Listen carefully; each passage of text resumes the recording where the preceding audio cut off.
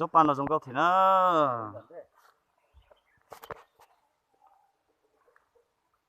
xoài. đẹp không anh? Con gà này Đẹp lắm rồi. con gà này em ơi. Này con gà nó bốc xoài nha bạn ơi, nhìn này. Đấy, con gà này đẹp lắm rồi, đỏ, nó có mỏng đỏ thật đấy. Em quay sát sát vào cho người ta coi với kìa, quay ngược lên kìa.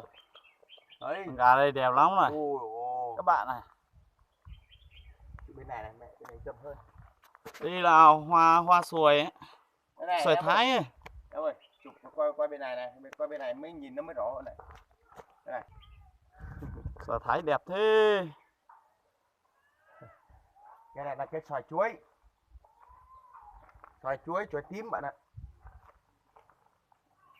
Rất là đẹp luôn. Có cả phong lan nhá. Phong lan kìa. Khoai rất đẹp này.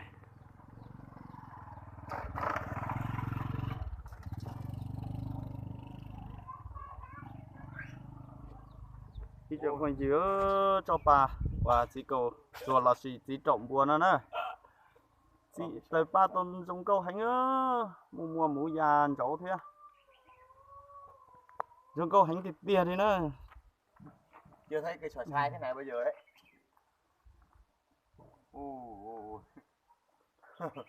Một tổ cây đi chở nó thế. Mua ba sáu chở tàu ba sáu để nó hút tí nữa.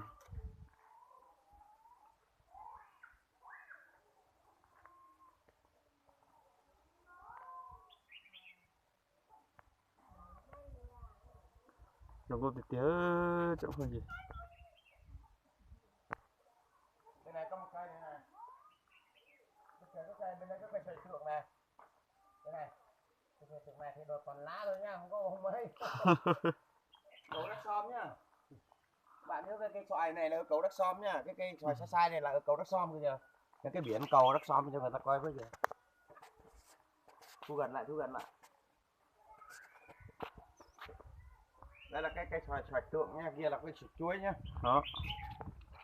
Đây là cầu đá xôm này. Đây, 5 tấn này, trọng tải 5 tấn này. Đó, quay ngược lên đường này cho người ta nhìn cái xoài kìa. Cái xoài này thì lại không có bông nó ít. Số tận nó dốc ra trời nó. Đó, quay ngược lên đây này bên này. Số nó ba trời hành này. Đó chỉ số tận nó thì đầu này thì cho nó ban đầu tịch tiền á. Nít sẽ lại hoàn đầu này, giờ chỉ trộm buồn này.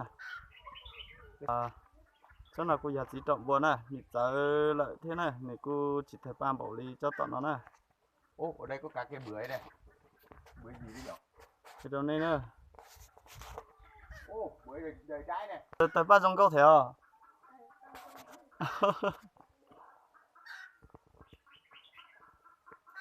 Chỉ tập bỏ đùa ít cho chỉ trộm bùa tại ba dòng bỏ nó trộm phong chứa cho tôi nên sai Có một con gà, có một con gà trông thấy đẹp lắm. Con gà trông cái xoài á. mình có tiền tiền á. Thu gần lại, có tháng rồi thu gần lại luôn. Được mà. Đấy. Mình có tiền à. Nó rất là đẹp nha các bạn ơi. Đấy, đấy. Nha các bạn, bưởi gì ấy. Đây cái nhà này cũng là rất là to luôn này. To khổng luôn này. Nhà thờ á? Nhà người dân thôi, làm bằng gỗ này. Cũng rất là đẹp luôn. Nhưng mà chưa hoàn thành nha.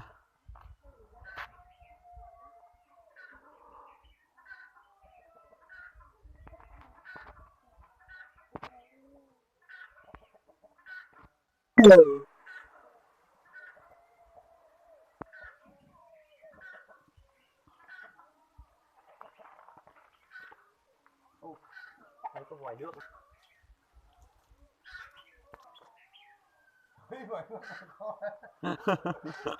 Ôi, nó coi nó phà phà.